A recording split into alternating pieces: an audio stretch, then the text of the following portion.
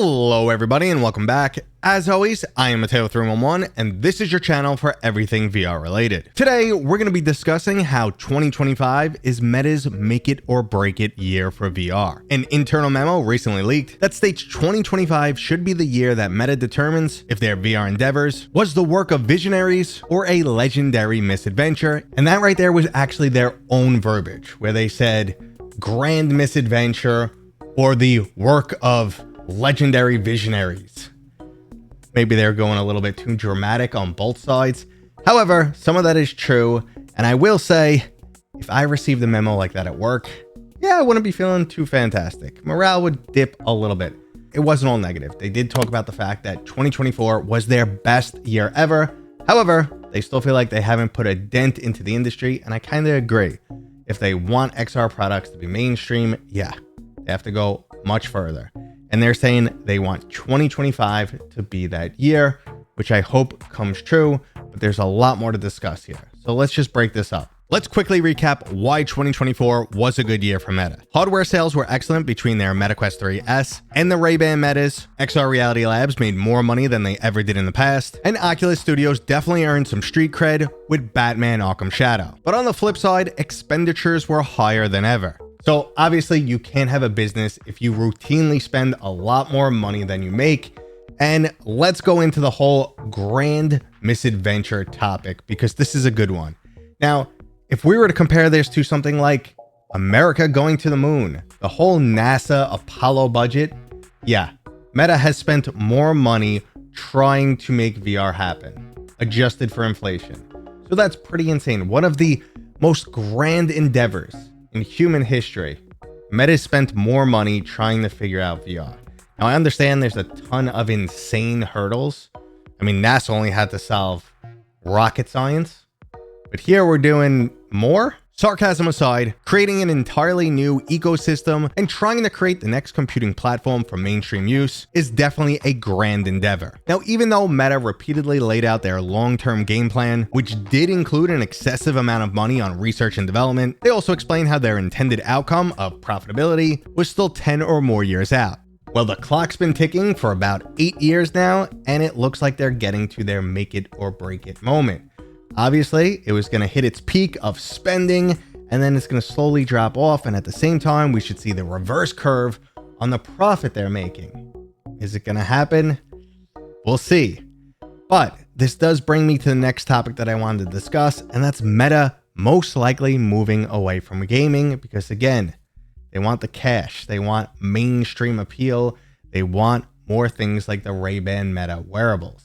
But there was also another interesting part of this memo that stated how Horizon Worlds is mandatory to their long-term goals, which is honestly a huge red flag to me, but we're going to come back to that at the end. For right now, let's just focus on mainstream appeal of XR devices, and I think this has already hit Quest gaming pretty hard and could be even worse in the future. Now, there's no guarantee that's the case, but like I've said before, Meta will drop 20 million users if they know they can get 100 million somewhere else that better align with their long-term goals. So what does this mean to us VR gamers? Well, it's very likely we'll see less spending in things like Oculus Studios and first-party games, and more focus on mixed reality and wearables.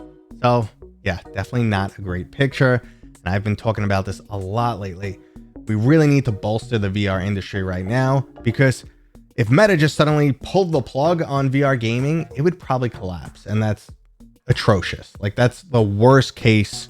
Now, I also need to mention the fact that in their attempt to raise the mainstream appeal of the Quest 3, they ended up turning it into a jack-of-all-trades product, master of none, rather than focusing on what it was originally intended for, and that's gaming. Honestly, though, it feels like that trade-off was way more on the positive side. But this is definitely not a doom and gloom video, because as Meta already stated, 2024 was their best year ever, and they won't immediately stop doing what actually got them to this point. So I'm expecting we will still see a bunch of first-party titles, especially from big box studios and Twisted Pixel. Meta also kind of reiterated something similar in the memo. They said XR Reality Labs doesn't need to come up with a bunch of new ideas. The game plan is already laid out. They just need to execute it. But on the other side, we know their game plan is mixed reality and wearables, so gaming can be put on the back burner. After those games though, who knows, it might just be in the hands of third party, which isn't actually a bad thing.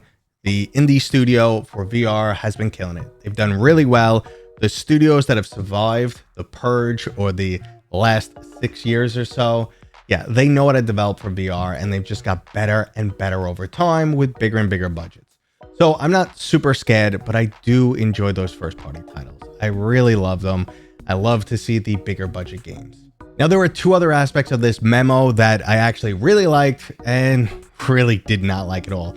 Obviously, the last part is Horizon Worlds, which again, I'm saving to the end. But what I did enjoy hearing was the fact that they want to fill this industry with people who give a damn.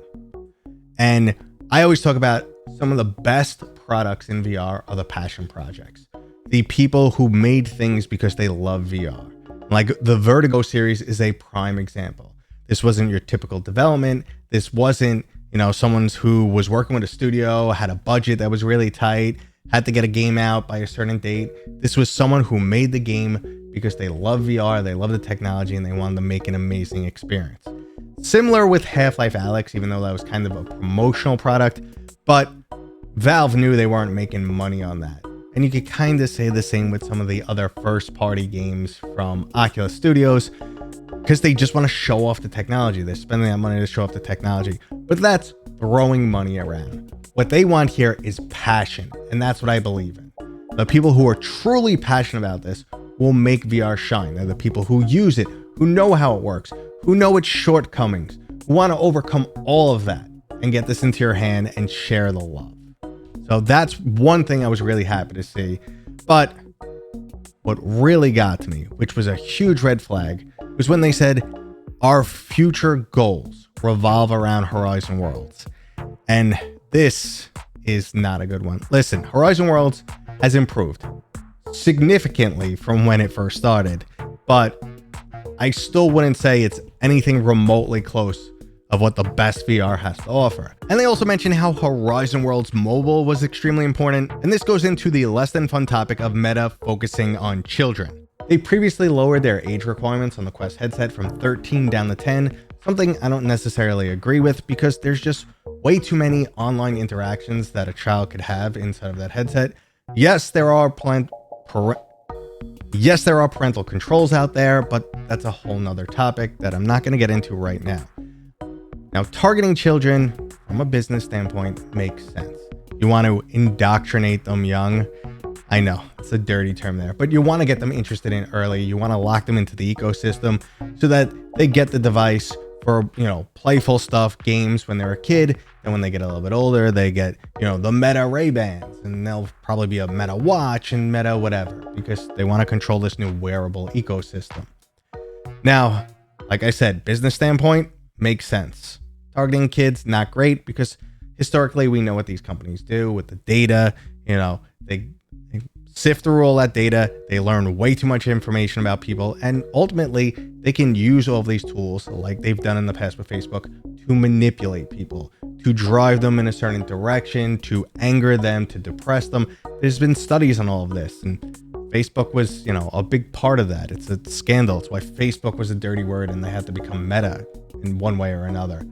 Or at least it's an aspect of why they wanted to rebrand. So there's a lot of potential harm in these devices, and they're definitely wanting to target kids. Now, obviously they want to target mainstream, but like I said, you get into the kids. And every other industry does this, I know, and it's gone from the food industry, tobacco industry, you name it.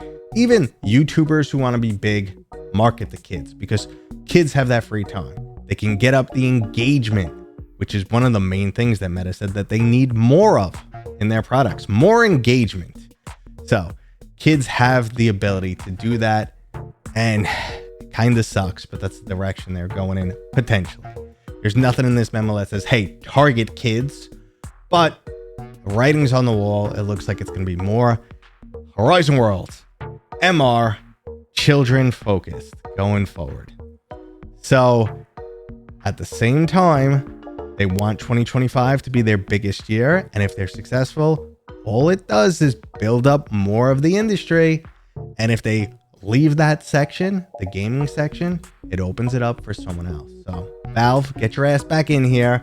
Let's get some great games. Let's hope we get the best of both worlds. 2025 is the best year for VR.